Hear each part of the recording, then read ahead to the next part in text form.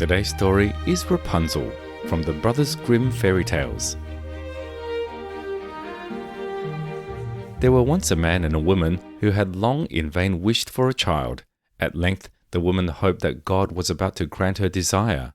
These people had a little window at the back of their house from which a splendid garden could be seen, which was full of the most beautiful flowers and herbs. It was, however, surrounded by a high wall, and no one dared to go into it because it belonged to an enchantress who had great power and was dreaded by all the world. One day, the woman was standing by this window and looking down into the garden when she saw a bed which was planted with the most beautiful rampion or Rapunzel, and it looked so fresh and green that she longed for it. She quite pined away and began to look pale and miserable. Then her husband was alarmed and asked, "What ails you, dear wife?" "Ah," she replied, "if I can't eat some of that rampion, which is in the garden behind our house, I shall die." The man who loved her thought, "Sooner than let your wife die, bring her some of the rampion yourself, let it cost what it will." At twilight, he clambered down over the wall into the garden of the enchantress, hastily clutched a handful of rampion, and took it to his wife. She at once made herself a salad of it and ate it greedily. It tasted so good to her, so very good, that the next day she longed for it 3 times as much as before. If he was to have any rest, her husband must once more descend into the garden. In the gloom of the evening, therefore, he let himself down again, but when he had clambered down the wall, he was terribly afraid, for he saw the enchantress standing before him. "How can you dare," said she with angry look, "descend into my garden and steal my rampion like a thief? You shall suffer for it." "Ah," answered he, "let mercy take the place of justice. I only made up my mind to do it out of necessity. My wife saw your rampion from the window and felt such a longing for it that she would have died if she had not got some to eat." Then the enchantress allowed her anger to be softened and said to him, "If the case be as you say, I will allow you to take away with you as much rampion as you will, only I make one condition. You must give me the child which your wife will bring into the world. It shall be well treated, and I will care for it like a mother." The man, in his terror, consented to everything, and when the woman was brought to bed, the enchantress appeared at once, gave the child the name Rapunzel, and took it away with her. Rapunzel grew into the most beautiful child under the sun. When she was 12 years old, the enchantress shut her into a tower which lay in the forest and had neither stairs nor door, but quite at the top was a little window. When the enchantress wanted to go in, she placed herself beneath it and cried, "Rapunzel, Rapunzel, let down your hair to me." Rapunzel had magnificent long hair, fine as spun gold, and when she heard the voice of the enchantress, she unfastened her braided tresses, wound them round one of the hooks of the window above, and then the hair fell 20 ells down, and the enchantress climbed up by it. After a year or 2, it came to pass that the king's son rode through the forest and passed by the tower. Then he heard a song which was so charming that he stood still and listened. This was Rapunzel, who in her solitude passed her time in letting her sweet voice resound. The king's son wanted to climb up to her and looked for the door of the tower, but none was to be found. He rode home, but the singing had so deeply touched his heart that every day he went out into the forest and listened to it.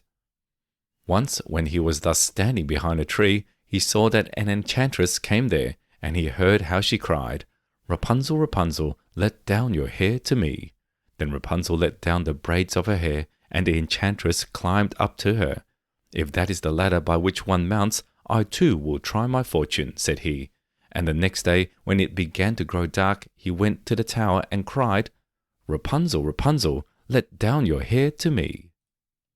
Immediately the hair fell down and the king's son climbed up. At first, Rapunzel was terribly frightened when a man, such as her eyes had never yet beheld, came to her. But the king's son began to talk to her quite like a friend, and told her that his heart had been so stirred that it had let him have no rest, and he had been forced to see her. Then Rapunzel lost her fear, and when he asked her if she would take him for her husband, and she saw that he was young and handsome, she thought, "He will love me more than old Dame Gothel does." And she said yes, and laid her hand in his. She said, "I will willingly go away with you, but I do not know how to get down.